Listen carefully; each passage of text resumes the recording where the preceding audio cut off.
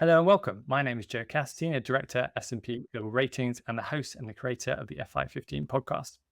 On this episode, we have Jay Sammons, co-founder and managing partner of SKKY Partners, and Ratnam, managing director at S&P Global Ratings. Just a quick reminder that the views of the external guests are their views alone, and they do not represent the views of S&P Global Ratings. Jay, we'll kick off with you. Can you share with us a brief overview of your career thus far, including how you originally connected with Kim Kardashian and really the origin story of SKKY Partners? Sure. Well, first, thanks again for having me today. It's nice to be with you both. I started in the finance business about 26 years ago, and I started investing 24 years ago. I spent the majority of that time at the Carlyle Group, where I helped build and then ultimately had the opportunity to lead the firm's global consumer investing practice based in New York the entire time. Our strategy was really focused on backing disruptive high growth consumer brands, which we did successfully in a number of instances and generated great returns for our investors. But most importantly, I learned a lot about entrepreneurship, how founders build brands, how founders disrupt markets with new ideas in a really authentic way that ultimately delivers a great deal of value to consumers. And I have a great deal of passion for finding those opportunities to invest behind those great ideas. Through the course of my time at Carlyle, I had the opportunity to meet Kim. We were introduced by a mutual friend nearly a decade ago. And we were introduced by that friend because the friend saw an opportunity for Kim, hopefully to benefit from knowing someone like me as she began to build further her entrepreneurial endeavors and evolve her career in the direction that she's now shown she's very capable of doing. At the same time, our mutual friend thought that I could benefit from having the opportunity to learn from Kim as we were investing behind great brands and helping them grow and win. And over the course of the next many years, she and I got to know each other, built a lot of trust in one another, built a lot of mutual respect for each other, and ultimately had the opportunity to partner together to build what we hope will be the leading next generation consumer investing platform called SKKY Partners. Fantastic. Thanks, Jay. Raam, could you give us an overview of your role at S&P Global Ratings and maybe also some kind of high-level perspectives on the global retail and consumer sectors? Thanks, Joe, and great to be here with Jay. As sector leader in EMEA consumer goods and retail practice, I'm responsible for sort of overseeing the analytical aspects of ratings in EMEA in the retail and consumer goods sector. And importantly, there's also an element where I lead the sector research and communication with the wider market and investors. So in course of my work, I'm really fortunate to interact with a range of companies in the retail and consumer sector across the value chain. They are both big and small companies. They are multinational corporations, but they're also private sponsor-owned companies, and across a wide range of subsectors. I mean, we cover food, beverage, staples, but also apparel, personal luxury, and also durables. So the range of companies, range of subsectors. And again, going back to the sector outlook, the sector has seen a range of challenges, disruptions. We know since the pandemic, supply chain disruptions, geopolitical conflicts, and a period of slow economic growth, and also now, quite recently, very high inflation, which is since now falling, varying speeds across different geographies. Now, given the scale of challenges, the sector has been generally very resilient. The consumer has been pretty robust, although some cracks appearing in some segments. And the focus really for the companies is to build back volumes. There's the cumulative effect of high prices, which are holding back some of the spending we've seen, and generally there's greater pressure on discretionary retail, mainly apparel. Fantastic. Thanks, Raam. Jay, as managing partners, what do you and Kim really prioritize when evaluating potential investments? Well, first and foremost, our strategy is very focused on backing great consumer brands. It's where we feel like we have an opportunity to win, leveraging what we believe is a highly complementary set of experiences that she and I bring as managing partners of the firm. Her experiences as an entrepreneur, brand builder, cultural leader, as an individual who knows, what's happening in culture around the world, as well as just about anybody in the consumer landscape, and me bringing my experiences touching and helping win a number of great consumer brands over my experience over the last couple of decades.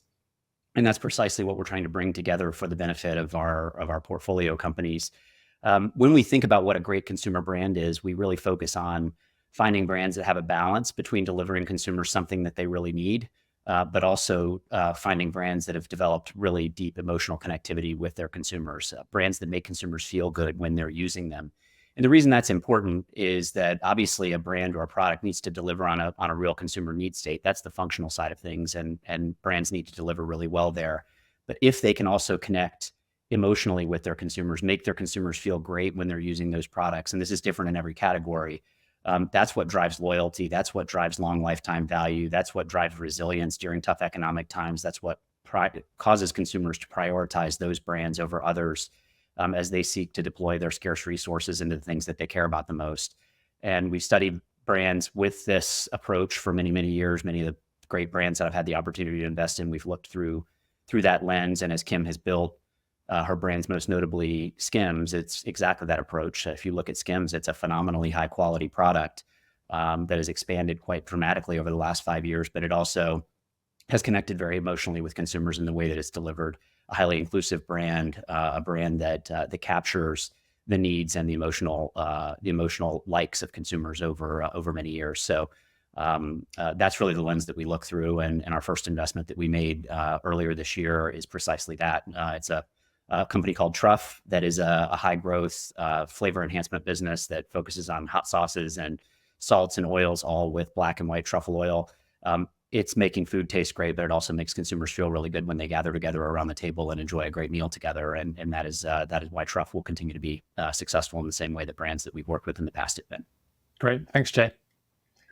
Raam, we continue to hear about the ongoing disruption of online to the retail and consumer sectors. Now in 2024, what's the current view of how online is really making headway into these areas? So yeah, I mean, e-commerce is indispensable now for global retail. I mean, we are looking at retail e-commerce sales exceeding $6 trillion US, in terms of retail sales this year in 24, and roughly worldwide this should be about 20% of all retail purchases. So a significant component of the global retail landscape.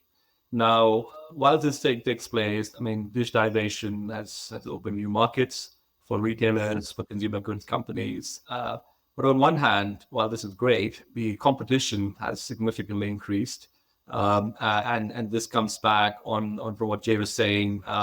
Companies are able to glean deeper customer insights through retail media, looking at digital footprints we all leave, etc. So there's a lot of data and analysis behind this, and much greater visibility of the consumer now than ever before. So again, this has caused a lot of changes in the landscape. And again, while companies are clearly investing in their digital capabilities, there's also this link to how this all links up to the physical retail value chain. So you're seeing a mix of strategies. Clearly, we see omni-channel models slightly outperforming, pure play, either pure play within water or pure play e-commerce. And then consumers value a range of things. They value experience, especially when it comes to luxury premium purchases, the emotional connect Jay was talking about, but also the flexibility and the convenience are key factors. So essentially, retailers and consumer goods companies are looking to rationalize their store footprint to get the maximum value out of the brick and mortar real estate. At the same time, investing a lot into the digital capabilities to stay competitive and get to know the customer better, really. Great. Thanks, Raam. Jay, can you share examples of how SKKY Partners leverages its networks, its partnerships to add value to your portfolio companies beyond capital investment? That's a great question, Joe, because capital is obviously very plentiful. And if we only are seeking to differentiate ourselves with our capital, that's a fairly limited strategy. We need to find businesses and brands that we can add a tremendous amount of value to in partnership with our founder and executive partners that we work with, who run these portfolio companies every single day. This is why we started, and Kim and I were highly aligned on this when we started building this firm, which was to start with building a great team that brings experiences from the world's best private equity firms investing in consumer brands over time. And we assembled a phenomenal team that brings collectively many decades of experience, touching the consumer landscape, seeing how value can be added in a very, very customized way. And it's different in every set of circumstances. There is no one size fits all approach, given the unique nature of what these founders are trying to do in their unique marketplaces. And so our goal is to listen and learn and understand what our portfolio company partners need, figure out what we know and what we don't know. And if we don't know something, how do we find someone who can help us? And it's a combination of our investment team, our operating team internally, operating advisors like Angela Ahrens, who we brought on board, leveraging her decades of experience, running companies like Burberry and a very large part of Apple, bringing all of that together for the benefit of our portfolio companies to help them solve problems, help them capture opportunities in their own unique ways is really the way we seek to add value the most. Great. Thanks, Jay. Raam, as part of your role, you spend a lot of time speaking to C-suite leadership in the retail and consumer companies. What's their sentiment right now and what's on their mind? Yeah, I mean, this is a time when companies are sort of going back to basics in some ways and looking to build back volumes, really. I think that's been the biggest sort of focus for most of the companies we're speaking to. And if you look at branded players in the CPG space, I mean, they're investing in innovation. And I think to regain some of the grounds they lost to private label products, which is seeing some of the growth as consumers are more value focused in the last few months.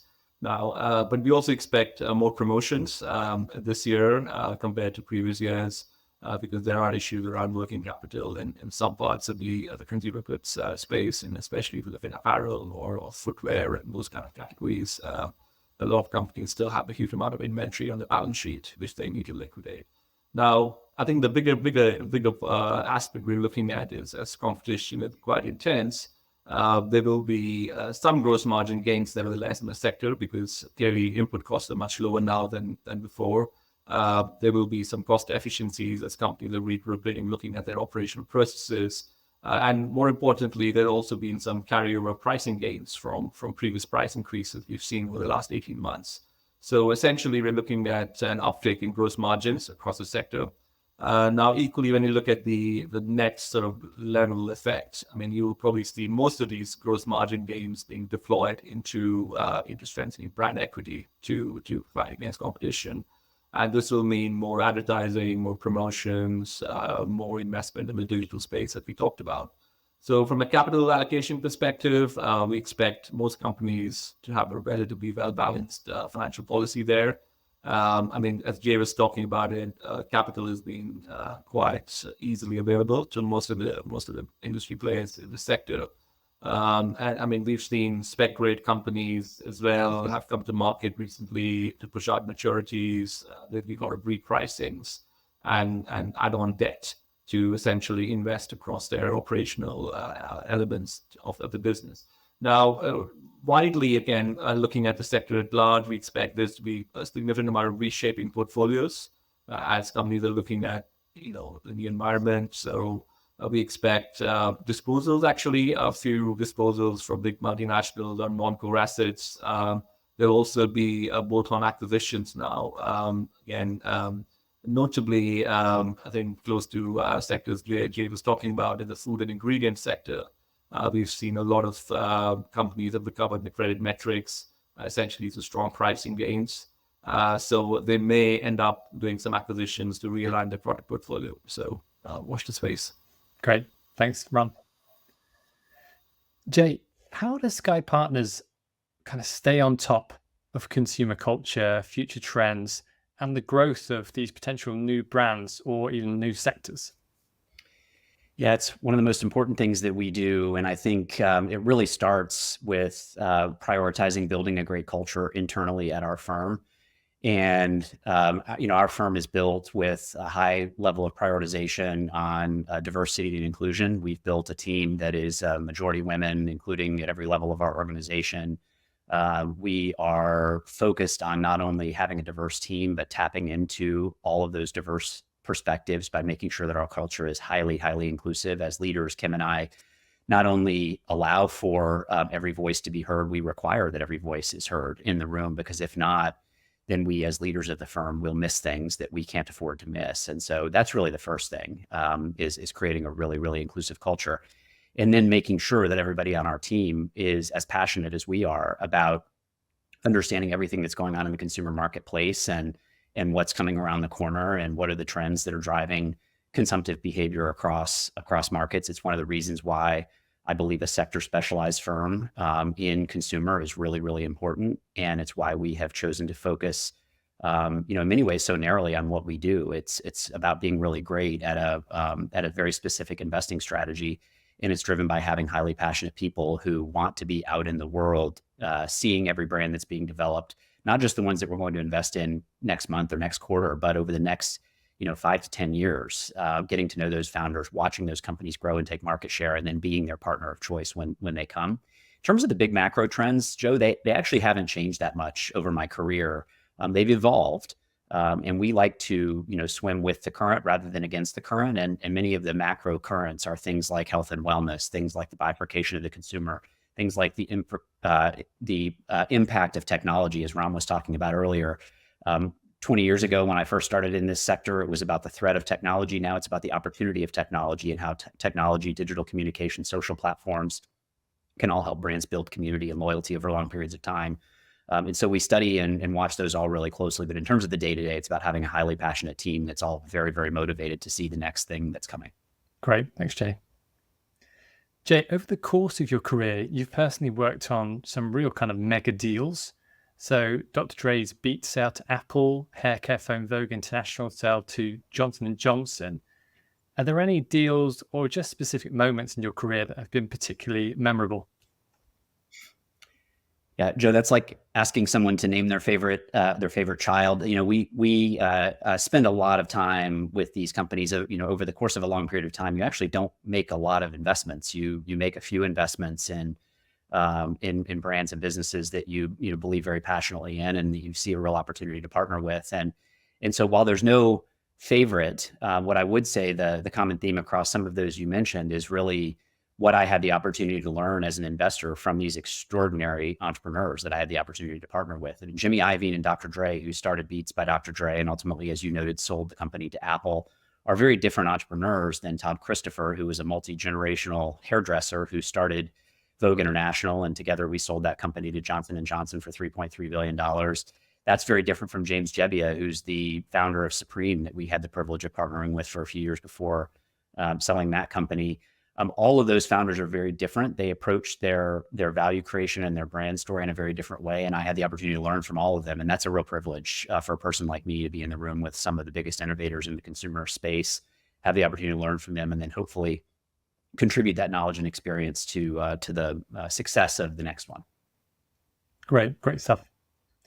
Jay, throughout your career, you've fostered personal relationships that have been really critical in building brands, companies, and partnerships. What kind of advice would you give to others when trying to build a relationship from scratch? Yeah, it's a tough question because it really comes down to personality and style and approach. But I think the way to build great partnerships and relationships is to be authentic, be transparent, be trustworthy, be honest, all of the sort of human basics. I think a lot of people in business, as they seek to accomplish business goals, they will do things that maybe protect some of those aspects of who they are or what their objectives are. And that only leads to bad partnerships because you've not put everything on the table. The best way to create a great partnership is when both sides of that partnership are putting everything on the table, being their true authentic selves, sharing what their objectives are, sharing what their fears and concerns are, so that in the event that there's a conflict between those, you don't get into a bad partnership that that goes the wrong way, very quickly. But if you are straightforward and you are transparent and you're really authentic about who you are and what you're trying to accomplish, that leads to great things because like-minded people who share those objectives can partner together and go win together. So I know it sounds quite basic, but that would be my most important suggestion. Great, thanks. Raam, you're a trained accountant, and I recently came to know that you're also the chairperson of your local tennis club, which was news to me. So how does an early accountancy career shape your role in credit analysis, but also your life outside of work? Yeah, I mean, accounting can be seen as slightly less glamorous, but I think it will lay a great foundation for critical thinking. And these days where we're bombarded by data and financial transactions can be structured, it can be more complex than ever before. So having a firm grasp of accounting can, to me, cut through complexity in a large part. And it helps us look at underlying economic reality, which is, I think, really quite an important trait when it comes to credit analysis. And we train our analysts globally on looking at complicated accounting structures and capturing the key economic reality and reflect that into ratings. I think it's a really important trait. So that's helped me a lot in my career at S&P as well. I joined S&P many years ago as an accounting specialist, really, and I was quite incredibly privileged to have had a role in shaping the ratios and adjustments criteria over many years and building the financial and forecasting models used by S&P analysts, S&P corporate analysts globally. So that's been a great privilege. But again, as you said, outside work, I've been able to contribute and address some challenges in the community. Again, this focus in my case has been around tennis and some local sports organizations. But look, organizations these days are required to do more with less, and more so than ever before. And the core principles of financial prudence, budgeting, sort of forward planning, with those sort of key cornerstones, you can add value at many levels. So great. Thanks, Raam. Jay, what opinion or view on investing do you have that may be considered unconventional? Yeah, I think the word unconventional is an important one, because if you look at the types of businesses that we invest in and the founders who have created them, and I was referencing this earlier, they are almost by definition unconventional. You need to be unconventional to disrupt markets, because to come up with an idea and turn it into a great business, it requires a great deal of foresight and hard work and tenacity, and often doing things differently than the incumbents are doing them in order to capture consumers' imagination and grow and win. And so having respect for their being unconventional is a cornerstone of what we do. I think the private equity industry broadly has sought to build playbooks and approaches that they take to leverage scale and leverage their capabilities. And I think those playbooks and that scale and those resources work really well in certain sectors. But when you're trying to back disruptive, high growth consumer founders, they're actually quite fearful of playbooks. They're quite fearful of conventional approaches to their businesses, because their success has come from being unconventional. So our approach to doing this is, as I was referencing earlier, spend a lot of time listening rather than a lot of time talking in the early stages of building a relationship, learning a lot about what our partners want and what they do not want, thinking a lot about what we can contribute and what we cannot contribute, and simply not having a one-size-fits-all approach to every investment. Because if we come to companies with a one-size-fits-all approach, it's a very quick way to be dismissed from the room. And our job is instead to build trusting long-term relationships that show the respect that we have for what these founders and executives have done in such a unique and unconventional way to grow and win and take on the giants of industry, to take market share and create a lot of equity value. Right. Thanks, Trey. Jay, final question to you. What lessons have you learned from working alongside Kim, and how has she influenced your perspective on business and investing?